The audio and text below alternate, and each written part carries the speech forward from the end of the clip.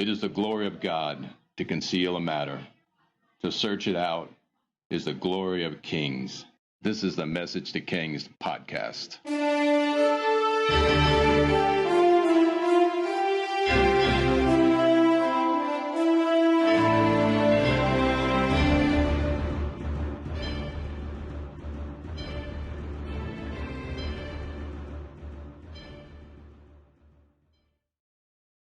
Episode 94, King David and the Spirit of Breakthrough. After the capture of Jerusalem, David cast out all but a few of the Jebusites and builds up Jerusalem into his royal capital. Here is Josephus' account. Now when he had chosen Jerusalem to be his royal city, his affairs did more and more prosper by the providence of God, who took care that they should improve and be augmented. Hiram, also the king of the Tyrenians, sent ambassadors to him and made a league of mutual friendship and assistance with him. He also sent him presents, cedar trees, mechanics, and men skillful in building and architecture, that he might build him a royal palace in Jerusalem. Now David made buildings round about the lower city. He also joined the citadel to it, and made it one body. And when he had encompassed all with walls, he appointed Joab to take care of them. It was David, therefore, who first cast the Jebusites out of Jerusalem, and called it by his own name, the city of David. For under our forefather Abraham it was called Salem. Josephus continues, I shall now, this is Josephus still, make mention of Araunah, who was a wealthy man among the Jebusites, but was not slain by David in the siege of Jerusalem, because of the good will he bore to the Hebrews, and a particular benignity and affection which he had to the king himself, which I shall make a more seasonable opportunity to speak of a little afterwards. So as you can tell, David's getting settled into his new home with the palace. Let's make note here that David makes a pledge of mutual friendship and assistance with Tyre. It doesn't appear to be a formal allowance, but we have to remember even peace treaties can cause problems, such as with Joshua and the Gibeonites. From one perspective, how wonderful that Israel has a friend out there in this huge, rough world. And clearly God was using this friendship to bless Israel and build David a palace of cedar. But from another perspective, David needs to be aware of that famous saying that would be uttered later, beware of the Greeks when they bring gifts. The Tyrenians were not Greeks, of course, and not even enemies, but there is danger in getting too close to non-believing nations, as we will see later with Solomon. All right, so let's give a little timeline and release some demographics before David's kingship gets ahead of us. David's got over 300,000 men at his disposal, according to the book of Chronicles. These are not prime professional soldiers. No, this is the number of fighting male population of Israel at the time. If we count men and multiply it times 5 for women and children, David is the king of a country between 1.5 to 2 million souls. From this population, we will see an astronomical population boom only consistent with the golden age of a civilization, which will be in full fruition with King Solomon. At this historic moment, with the population around 1.5 to 2 million compared to today, Israel is in population compared to modern-day Gambia with 1.9 million, Bahrain with 1.3 million, Estonia with 1.2, Mauritius with 1.3, and Cyprus with 1.2 million. So if you've ever been in one of these countries recently, the population base could be a reference for you. The 300,000 or more fighting age men constituted his National Guard or militia. He couldn't call upon these men too often because they were required to be with their families and tend to the farms, and there was tremendous economic sacrifice if he pulled them from their farms during harvest season. David appears to have a standing army of 30,000 troops for the time being. Now, these 30,000 troops probably had dual administrative and soldierly roles. With the unity of the kingdom and the surplus of military spoils and tribute and commercial income, this standing army and administrative corps will surely grow. David will be king for 30 years from this point forward, and nearly every single year, at least at the beginning of his reign, there will be a military campaign in the spring and summer months. In fact, It is when David should be out with his men on campaign that he makes his most disastrous mistake. I imagine David takes Jerusalem in the fall and builds up Jerusalem through the winter, and to the great alarm of the Philistines, who were the superior power in the region, at least in their eyes. In the spring, the Philistines marched with their army in the most direct yet foolish route through the Valley of Rephaim. According to the book Battles of the Bible by Herzog and Gishon, the Valley of Rephaim was a terrible place to advance on Jerusalem, with its steep slopes and defiles. This implication makes the Valley of Rephaim the perfect place for an ambush, which only showed the arrogance and overconfidence of the Philistines, who previously crushed the Israelites at Gilboa. They quickly wanted to advance on David and destroy his kingdom, but God had different plans. 2 Samuel 5:17. When the Philistines heard that David had been anointed king over Israel, they went up in full force to search for him. But David heard about it and went down to the stronghold. Now the Philistines had come and spread out in the Valley of Rephaim. So David inquired of the Lord, "Shall I go and attack the Philistines? Will you deliver them into my hands?" The Lord answered him, "Go, for I will surely deliver the Philistines into your hands." You gotta love David's obedience to God. So check this out. The Philistines hoped to crush the united kingdom of Israel. But David, in his first set-piece battle as king of Israel, the anointed one of Israel, would in this very place avenge the death of Saul and Jonathan, and achieve the breakthrough which leads to the full defeat of the Philistines.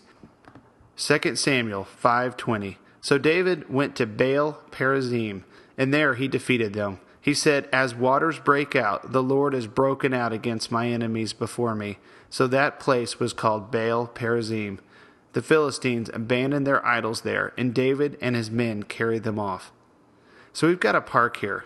Baal Perazim means the Lord of the breaks.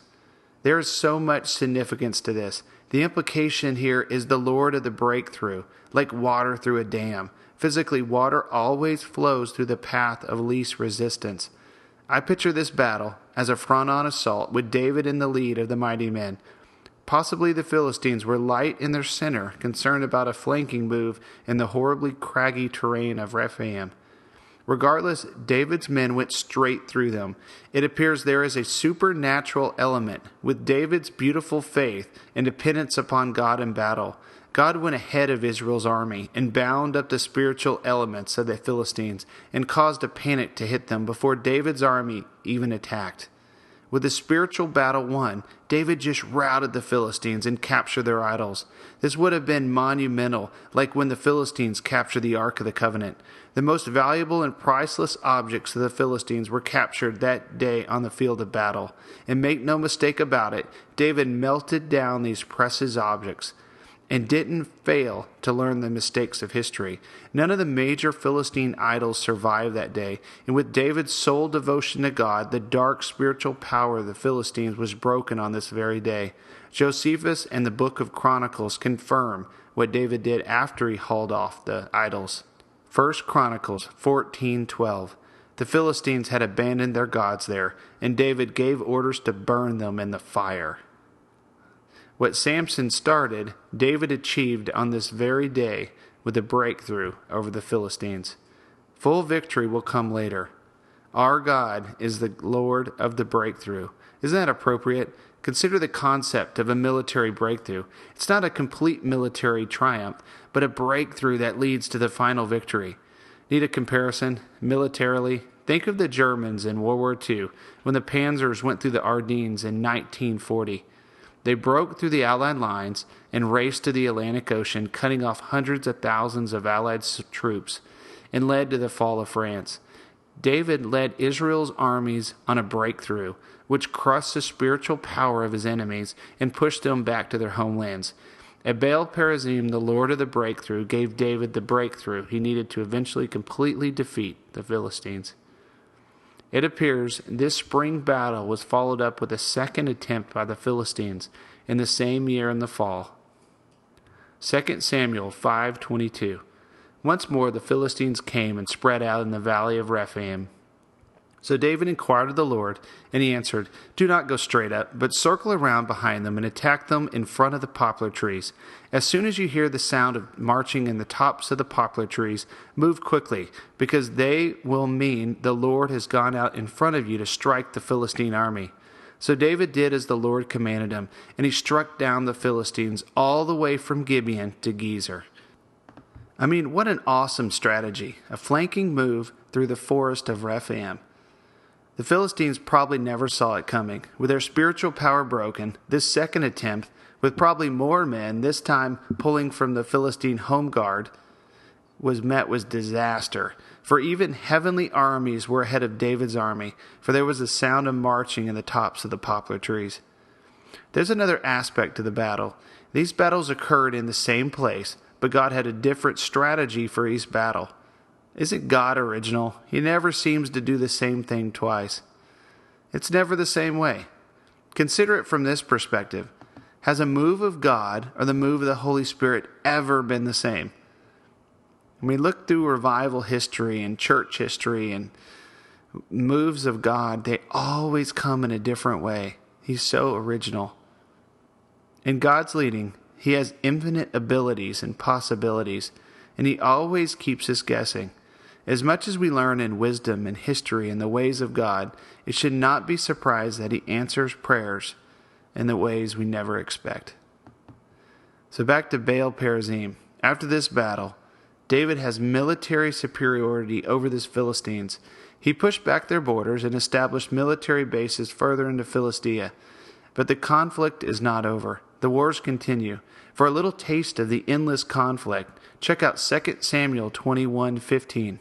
And the death of the other Philistine giants. It lists their deaths, each occurring in different battles.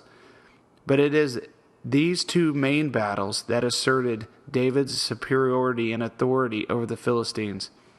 We just covered these two battles, but Josephus' account is so good, and their mention of tens of thousands slain and many other nations like Syria involved in this battle, and the destruction of the idols that I have to read. Here's Josephus' account of these two battles. When the Philistines understood that David was made king of the Hebrews, they made war against him at Jerusalem. And when they had seized upon that valley, which is called the Valley of the Giants, and is a place not far from the city, they pitched their camp therein.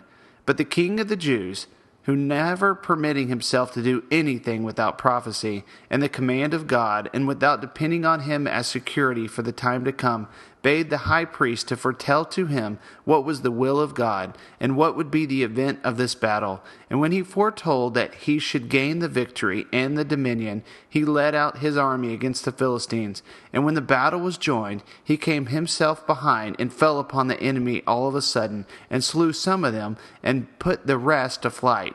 And let not one suppose that this was a small army of the Philistines that came against the Hebrews, as guessing so from the suddenness of their defeat, and from their having performed no great action, or that was worth recording, from the slowness of their march, and want of courage. But let him know that all Syria and Phoenicia, with many other nations beside them, and those warlike nations also came to their assistance, and had a share in this war. Which thing was the only cause why, when they had been so often conquered, and had lost so many tens of thousands of their men, that they still came upon the Hebrews with great armies. Nay, indeed, when they had so often failed of their very purpose in these battles, they came upon David with an army 3 times as numerous as before, and pitched their camp, and on the same spot of ground before.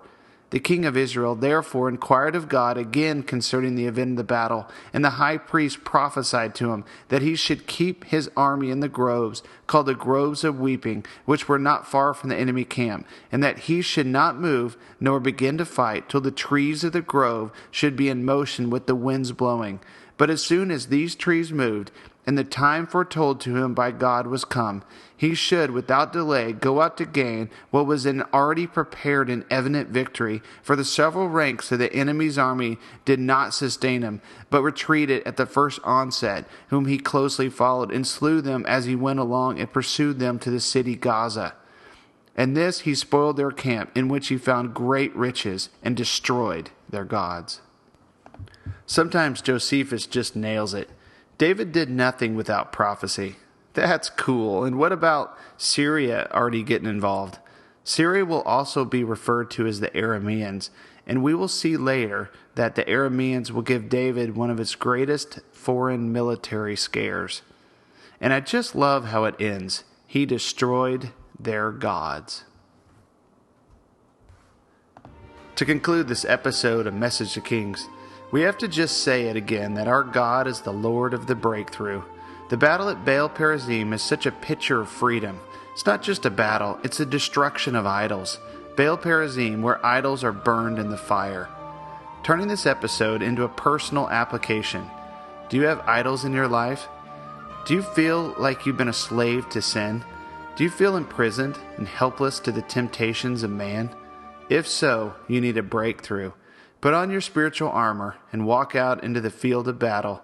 Make your face like flint so that you will never go back to the old way of life, and call upon our God, the Lord of the breakthrough, and He will go ahead of you and tear down strongholds and take the field and win the spiritual and emotional battle for you.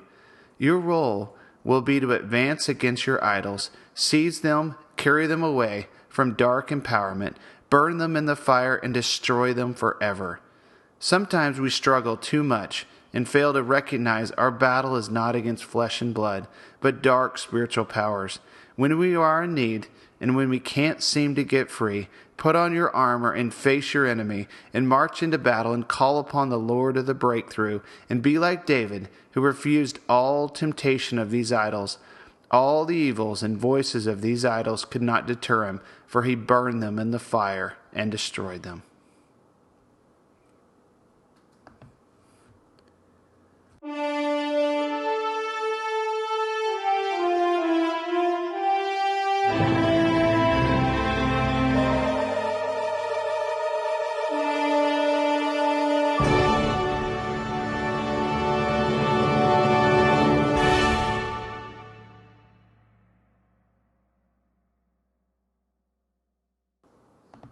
Hope you enjoyed this episode of Message to Kings. Stay tuned next week as we cover the Tabernacle of David and David's taste of the new covenant. Feel free to visit the website, messagetokings.com, and leave a comment or question. Or if you want to chat, email us at messagetokings@gmail.com.